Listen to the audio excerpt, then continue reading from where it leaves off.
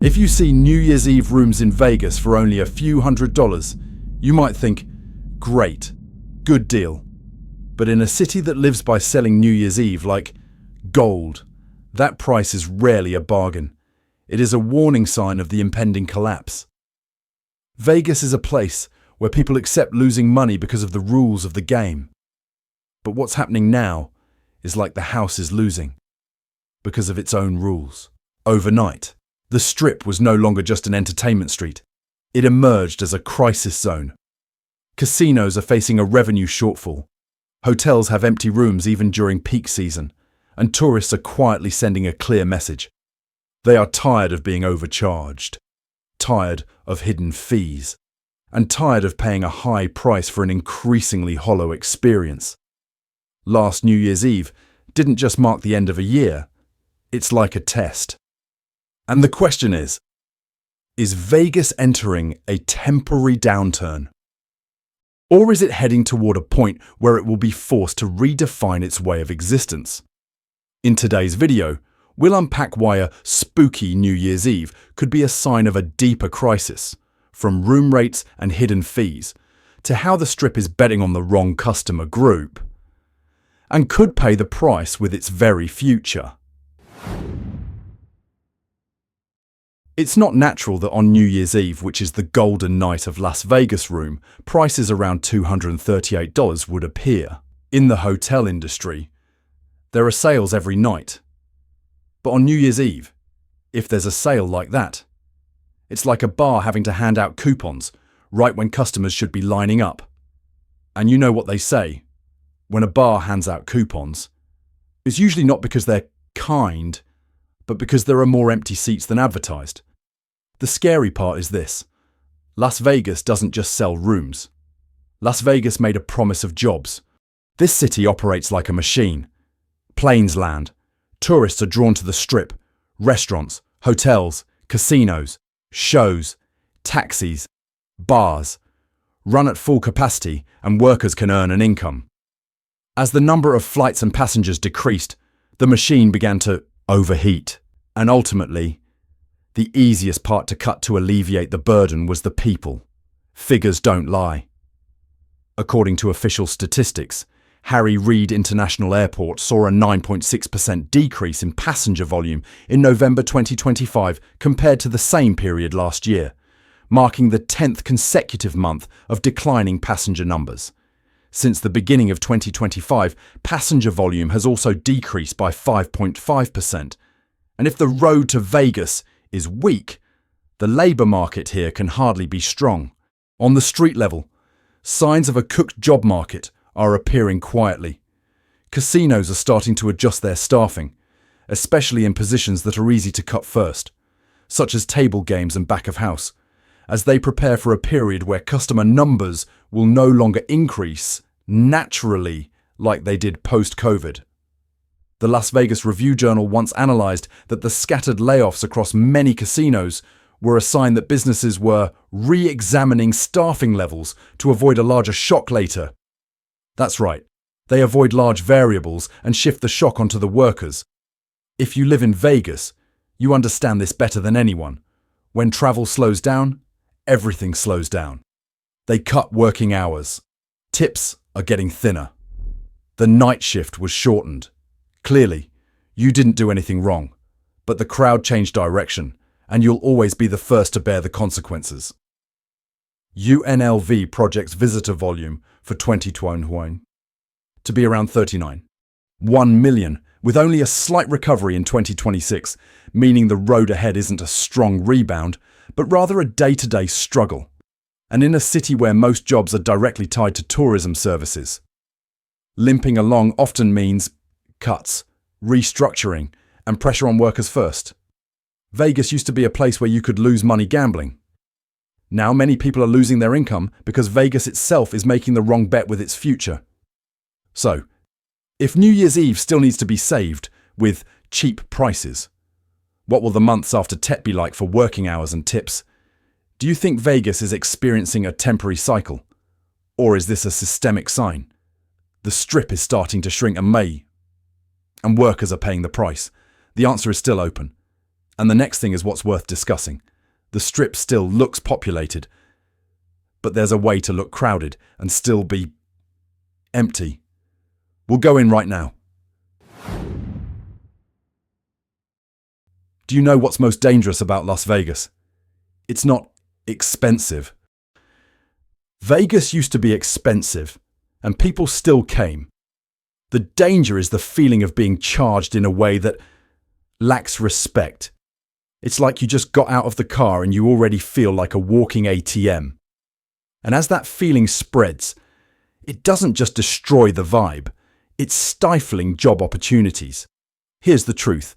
Many hotels on the Strip are increasing resort fees and parking fees, with MGM having raised its resort fee for the second time in 2024, and many flagship resorts reaching around $55 a day. Deutsche Bank also estimates that resort fees could increase by approximately 13% year over year for 2025. It sounds like a normal price increase, but in Vegas, the cost isn't just money. Fees are a signal. The signal says, "We're not sure we'll have enough customers, so we have to squeeze more out of each of the remaining people." And when the system starts living off surcharges, it's like a restaurant that's losing customers and decides to sell bottled water for $0 instead of running a marketing campaign to attract more or cooking better. That was a short-term strategy, but it left a long-term scar: resentment. Why is resentment related to layoffs? Because Vegas is a city of volume. Vegas thrives on the number of people, the number of steps taken, the amount of tips, and the number of shifts worked. When customers start feeling exploited, they don't protest with demonstrations, they protest by not coming back. And when volume decreases, businesses will do something very logical: cut hours, cut shifts, cut staff, and then push work toward automation or digital services. I'll be blunt. Vegas isn't losing jobs because of a lack of tourists. Vegas lost jobs because tourists started to feel disrespected. Once trust is broken, people spend less, stay fewer days, and tip less. And those who take the first hit are always service workers. Vegas is a place where people accept losing money because of the rules of the game. But Vegas is making people lose money because of the fee laws. Losing because of the rules of the game is still fun. Losing because of fees only leads to frustration. Because when you charge in all sorts of ways, you implicitly promise customers that everything will be worth the money. But if the experience doesn't live up to expectations, a crowded restaurant with thin service, an expensive room that feels run down, then the fee is no longer a fee. It became a reminder that you're throwing your money away to be bothered. Do you see resort fees and parking fees as normal in modern travel? Or as a kind of hidden tax that makes people hate Vegas more each year? If you work in the service industry in Vegas, what do you fear more? Fewer customers, or customers still coming but spending less and tipping less? And when the middle class left, the Strip didn't just lose money. The Strip lost the crowds. And without the crowds, Vegas loses the only thing it can't buy with advertising: its vibe. Vegas never survives on just a few wealthy people. Vegas thrives on crowds. Thanks to middle-class families driving from California, couples who saved all year for a 2-night getaway, and groups of working-class friends who just got paid and wanted to have a few drinks with their colleagues. That's the real money printer of the Strip volume. But now that machine is stalling. UNLV projects that the total number of visitors in 2025 will be only about 39.1 million down from 2024, and that in 2026 it will only slightly recover to around 40.1 million. That's not the kind of jumping up I mean. It's the kind of multi-micros dragging through winter. Meanwhile, LVCVA recorded a visitor volume decrease of 7.6% year-to-date for the first 10 months, meaning this isn't just a bad week, but a sustained trend. And when the middle class leaves, you'll see the Strip distort very quickly. Because Vegas is an ecosystem. Hotels need crowds for restaurants to be busy. Restaurants need crowds for shows to be busy. Shows need crowds for casinos to be busy. Casinos need crowds for tips and jobs to increase. If you take away a large group of guests on the ground floor, the whole tower starts to shake. It's like a cruise ship. You don't need every cabin to be a suite.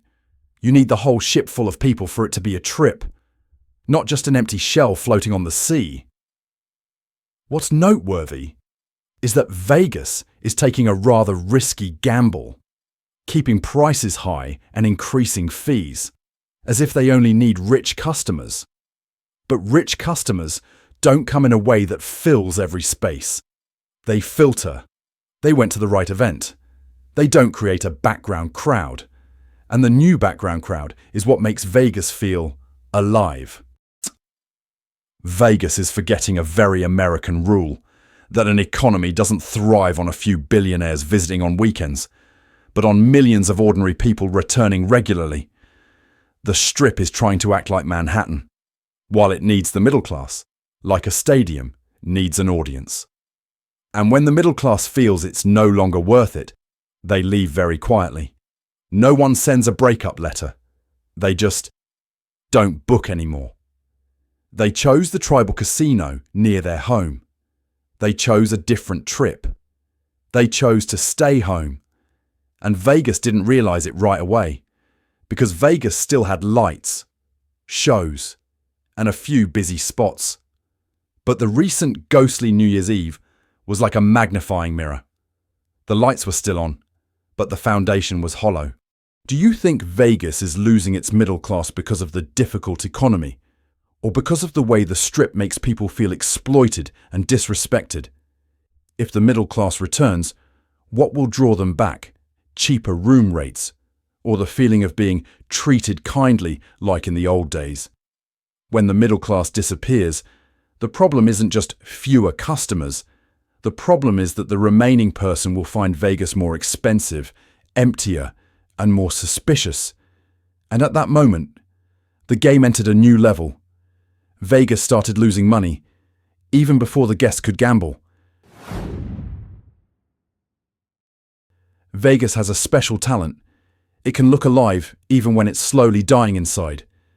You step out onto the Strip, see the lights, the signs, a few crowds gathered at the right angles, and you might think to yourself, oh, everything's fine. But if you just look a little closer, you'll see what's missing from Vegas's most important asset. And when that's missing, everything else starts to quietly fall apart. What was missing was a crowd in the true sense. Not just a few groups of people standing around taking pictures, but a continuous, dense, long stream flowing from one resort to another, filling restaurants, crowding standing bars, having people coming and going from retail stores and requiring the casino to open all tables. Vegas doesn't live on spectacle. Vegas thrives on the frequency and volume of foot traffic. And if you want to know if your steps are really decreasing, don't look at the camera. Look at the airport. The Las Vegas Review-Journal cited figures showing that in November 2025, Harry Reid International Airport saw a 9.6% decrease in passengers compared to the same period last year, marking the 10th consecutive month of decline. Since the beginning of 2025, total passenger numbers have decreased by 5.5%. This is the kind of data that's difficult to stage. It says a simple thing. Fewer people come, or they come for a shorter time, or they choose a different way to go. As the current weakens, the Strip begins to exhibit a kind of false freeze. When faced with pressure, an entertainment city tends to focus its efforts on its highlights, areas that are easy to photograph, events that are easy to film, and places that can make you think the crowds are still big. But the labour market doesn't care about image. It's concerned with real customer volume, real spending levels, and real work hours. When casinos don't need to open all their tables, when restaurants can close off sections, when bars are no longer so crowded they need to hire extra bartenders, then jobs begin to be thinned out in the literal sense. The scariest thing is that thinning often doesn't appear as a loud announcement. It comes with things: fewer hours, fewer shifts, less overtime. You still have work, but income plummeted like desert temperatures at night. Don't be startled right away. It's only at the end of the month that you feel the shortage. Ironically, a city that lives by making people forget reality is being pulled back to reality by the time clock. It's like a Broadway stage with the lights still on. But backstage, they've started turning off the air conditioning to save electricity. You still see the show, but you can feel the contraction. Some people will say, "It's just a cycle." Perhaps that's true. But it's also possible this is a long-term shift. Tourists are becoming increasingly cost-conscious. There are more entertainment options closer to home. And the Strip is becoming more reliant on a revenue-per-guest optimization model rather than increasing volume. And when the model shifts, service workers are always the first to feel it. If the Strip is lacking flow, the next question will be very uncomfortable.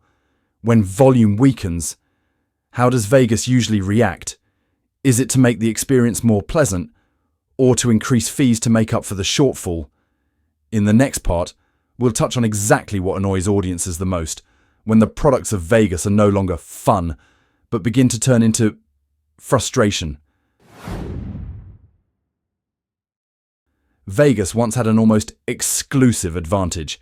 If you wanted the real casino feel, the real lights, the real sound of chips falling, and the real "tonight could change your life" atmosphere, you had to go to Las Vegas. But times have changed. And the scary thing is, Vegas isn't just weakened by one factor. It's being pulled down by a perfect storm from international flight paths, to technology, to local competitors who are doing better, cheaper, and making people feel less fleeced. First is Canada. Anyone who has lived in the Vegas tourism industry knows Canadian guests are not the type to just drop by for fun. They tend to stay longer, spend more, and are likely to return regularly. But in 2025, part of the picture began to change. Some articles analyze that the demand to travel to the US from Canada has weakened significantly, and this directly impacts Vegas. Plus airport data. The Las Vegas Review-Journal cited statistics showing that passenger numbers in November 2025 decreased by 9.6% compared to the same period last year, marking the 10th consecutive month of decline and a 5.5% decrease since the beginning of the year. You could argue that airports are affected by many factors. Right. But with Vegas, when the road into town weakens, it's always a sign that needs to be looked at head-on. The second factor is technology, and it's not knocking on the door. It's already entered the house. A portion of gambling revenue is leaving the Strip and going into phones. Reuters previously reported that Caesars' digital segment saw revenue growth Q1 2025, indicating a shift in entertainment and betting behavior toward online platforms. Online betting didn't destroy Vegas overnight, but it's eroding the most dangerous thing: how often people have to go to Vegas. In the past, Vegas was the only place to play the right way. Now you can sit at home, click a few times, and get about 80% of the dopamine, no resort fees, no parking, no waiting in line. And if you're middle class and counting every penny, 80% sounds reasonable enough. The third factor is the real kicker. Tribal casinos and nearby entertainment venues are winning in a hit-the-senses kind of way. They are usually easy to get to, inexpensive.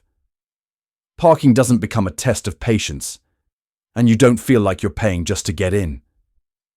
For many people, that's a very practical choice. And in an economy where people are tired of being charged every place, practicality is what wins. Then Vegas made things difficult for itself again with the Megas event gamble. Formula One is a classic example. Applied Analysis reports the 2024 Las Vegas Grand Prix is estimated to have an economic impact of approximately $934 million. But this figure is down from $1.5 billion in 2023. Some local businesses have also had legal disputes related to revenue losses due to construction disruptions and limited access. On the other hand, there are still articles claiming that F1 is gradually paying out, and the city is learning to do better over time. And this is where fairness is needed. F1 can be good for some groups, very good for image, and potentially good for the long term.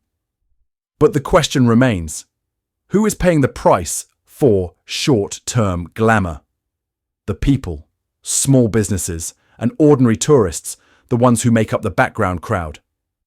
Vegas is competing with smartphones, tribal casinos, and even the very streets it blocks off to host shows. It's a war you can't win with just neon lights. So, what do you think?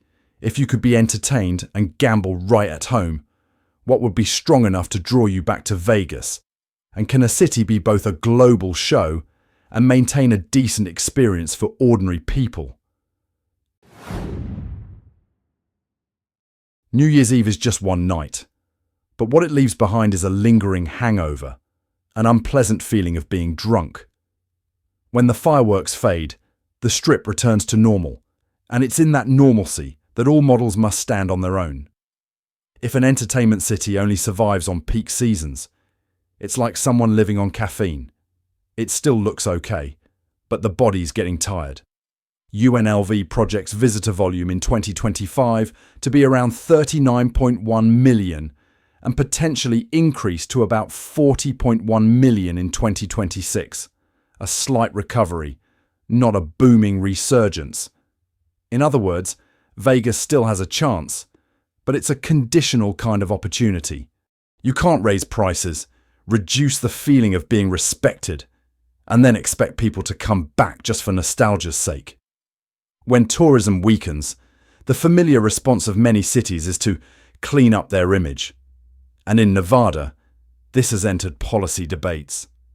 AP News reports that lawmakers are considering reviving the Resort Corridor Court, a mechanism that allows petty criminals to be banned from returning to the Strip for a year, a measure supported by those concerned about safety and tourism image, but also opposed due to concerns that it could push the problem onto vulnerable groups and raise questions about freedom of movement. And the deeper cause probably lies in consumer confidence. Vegas is facing two very clear choices. Option 1. Fix the belief by doing something seemingly small but extremely difficult.